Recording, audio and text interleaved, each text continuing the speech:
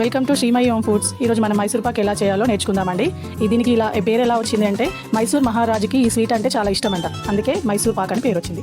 దానికి కావాల్సిన పదార్థాలు: శనగపిండి ఒక 2 కప్పులు తీసుకున్నాను, ఒక హాఫ్ స్పూన్ ఇలాచీ పౌడర్, 2 కప్పుల నెయ్యి, ఇంకా 2 కప్పుల చక్కెర తీసుకున్నాను. ఇంకా స్టవ్ ఆన్ చేసుకుంటున్నాను.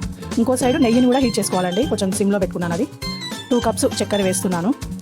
దానికి ఒక 2 టీ గ్లాసెస్ వాటర్ వేసుకుంటున్నాను. ఎక్కువ వాటర్ అవసరం పడేయండి, షుగర్ తడిచే అంతగా వాటర్ వేసుకోవాలి. దాన్ని కలుపుకుంటూ షుగర్ పాకం వచ్చేదాకా షుగర్ని మరిగించుకోవాలి. పక్కకు ఒక చిన్న గిన్నెలో వాటర్ తీసుకున్నాను, ఎందుకంటే షుగర్ పాకం వచ్చిందో లేదో చూడడానికి. పాకం వచ్చిందండి. ఇప్పుడు ఇలాచీ పౌడర్ వేసాను. ఈ శనగపిండిని కొద్దిగా వేసుకుంటూ కలుపుకోవాలి, ఉండలు లేకుండా కలుపుకోవాలి. ఒకేసారి మొత్తం వేయొద్దండి, మొత్తం గడ్డలుగా వస్తుంది.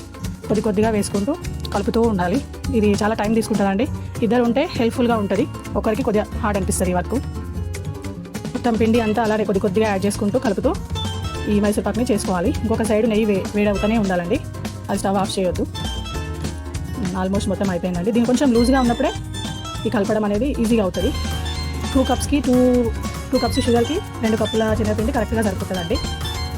ఉండలు లేకుండా కలిసిపోయిందండి. మనం ఇంకో సైడ్ నెయ్యి వేడి చేసుకుంటాం కదా, ఆ వేడి నెయ్యి ఇందులో పోసుకొని కలుపుతూనే ఉండాలండి. అది బాగా వేడిగా లేకపోయినా ఇట్లా ఆ పొంగు అనేది రాదండి. అలా పొంగు వస్తేనే మనకు మైసూర్ పాకు గుల్లగా వస్తుంది. మనం ఎంత పోస్తే అంత ఈ నెయ్యి తాగుతూనే ఉంటుంది శనగపిండి. కంటిన్యూగా కలుపుతూనే ఉండాలండి.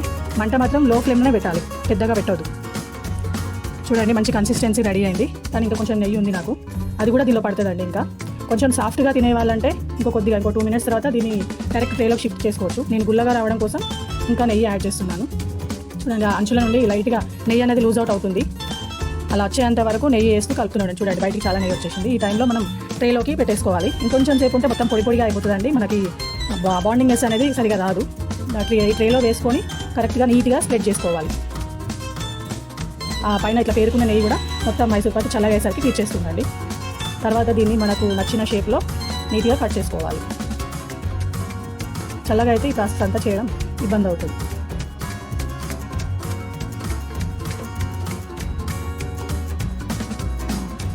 ఇప్పుడు కట్ చేసుకోవాలండి. ఏ సైజులో కావాలంటే ఆ సైజులో చేసుకోవచ్చు, డైమండ్ షేప్లో కూడా చేసుకోవచ్చు.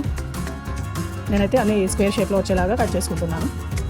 చల్లగా అయిన తర్వాత మనకు కట్ చేయడం కూడా చేయరాదండి. ఎంతో గుల్లగా అండ్ టేస్టీగా మైసూర్ పాక్ రెడీ అయిందండి. Thank you.